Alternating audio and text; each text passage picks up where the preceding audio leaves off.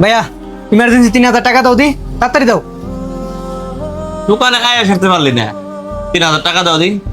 কেন তুই না বাসা থেকে সকালে 2000 টাকা নিয়ে গেলি, টাকা কি করছিস? শেষ করে ফেলছিস? হেটা যা করছি করছি, তোমার এখন 3000 টাকা লাগবে, 3000 টাকা দাও তুমি। এখন তো এত টাকা আমার কাছে নাই।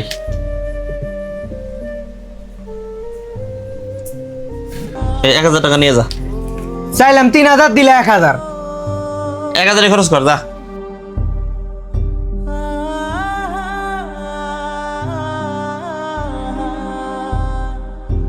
তোমার না কইছি 3000 টাকা দিতে, 1000 টাকায় তো এখন হইলো না, টাকা দাও আর 2000 দাও। বুঝলাম না রে ভাই, তুই কি শুরু করলি? সকালবেলা বাসা থেকে 2000 টাকা নিয়ে গেলি, একটু আগে দোকান আসলি 3000 টাকা চাইলি, 1000 দিলাম, চলে গেলি, আবার এখন আসছোস। এগুলো কি? সে জায়গা বয় তো, তোর সাথে কিছু কথা আছে, বয়। শোন ভাই, তোর একটা কথা বল। এই যে দোকান দেখতেছোস, এই দোকানটা আমাদের বাবা আমাদের দুই ভাইয়ের নামে দিয়ে গেছে। বাবার জমি আছে, আমাদের আরো দোকান আছে। এসব সম্পত্তি কারা দেখবো? তুই আর আমি তো দেখবি। তুই যদি টাকা পয়সা বন্ধু বান্ধব নিয়ে এমনি নষ্ট করস, তাইলে কি আমাদের আয় উন্নত হইব? ক, এই টাকা পয়সা কাদের? তোর আর আমার, আমাদেরকে আর কেউ আছে বল? এইগুলা বাদ দে, বন্ধু বান্ধবের সাথে আড্ডা দেওয়া বাদ দে, ঘোরাফেরা বাদ দে। এই টাকা পয়সা একটা কাজে লাগা, সেটা আমাদের আয় উন্নত হইব, কাজে লাগবো।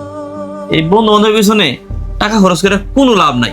এই যে বন্ধু বান্ধব নিয়ে টাকাগুলো উড়াইতেছোস, আজকে তোর কাছে টাকা আছে দেখে তোর সাথে বন্ধু বান্ধব আছে, টাকা থাকবো না, এই বন্ধু বান্ধব কেউ থাকবো না, তোর কোনো খোঁজ খবর নিবো না। আর তাছাড়াও তুই বড় হইছোস, সামনে তোর বিয়ে দিতে হইব, তোর একটা ভবিষ্যৎ আছে। তোর তো টাকা পয়সা গুলা জমায় রাখা উচিত তোর ভবিষ্যতের জন্যই। তাই বলে কি, এই বন্ধু বান্ধব বাদ দিয়ে টাকা পয়সা গুলো একটু সঞ্চয় কর, আর একটু সংসারে মনোযোগী হ। এই বড় ভাই যা বলে ভালোর জন্যই বলে, মন খারাপ করিস না ভাই। তোর যখন যা লাগে আমি তো দেই। তাই বলি কি, একটু হিসেবে হওয়ার চেষ্টা কর। অযথা টাকা খরচ না করে অল্প খরচ কর, যেটুকু প্রয়োজন ততটুকুই খরচ কর। ঠিক আছে ভাইয়া, আমি তোমার কথা বুঝতে পারছি। আসলে আমি এতদিন ভুল পথে ছিলাম, অযথা বন্ধু বান্ধব নিয়ে টাকা পয়সা খরচ করছি। আমি তোমার কথার দ্বারা বুঝলাম ভাইয়া, আজকে আমার কাছে টাকা আছে, এই জন্য বন্ধু বান্ধব আছে। যেদিন আমার কাছে টাকা থাকবো না, বন্ধু বান্ধবও থাকবো না। ভাইয়া, তুমি যদি এই কথাটা আমার আগে বলতা, তাহলে আমি এতদিন অসৎ পথে টাকা নষ্ট করতাম না। আমি তো নষ্ট হয়ে গেছিলাম ভাইয়া।